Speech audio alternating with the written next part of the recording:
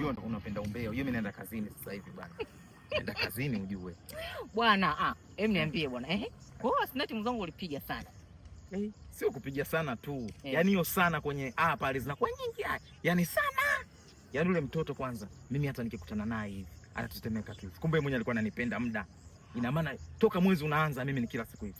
Tu ila nazi lote limekauka hivi. Haiwezekani bwana, Snati kaniambia hajatembea na wewe, mimi kanikatalia. Sikia. Ndio maana alikuwa anasema kwamba hataki maneno ya mtaani hataki. Ndio hayo mambo yenyewe, ndio maana amekataa.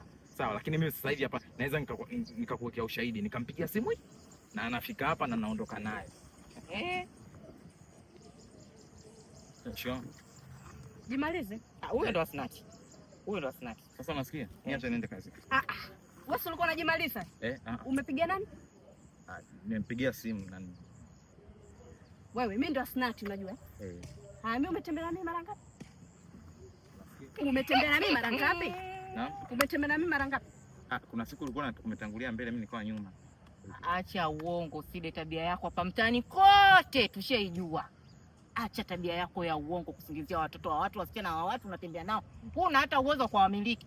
Wewe mwenyewe tumoje kale jamani, shati kwa lolovai. Unaweza kumiliki mdada. Huko na muongo sana mwanangu. Mazoea sitaki. Iwe mwanzo na mwisho. Sawa? Alafu sikia kwambie. Iwe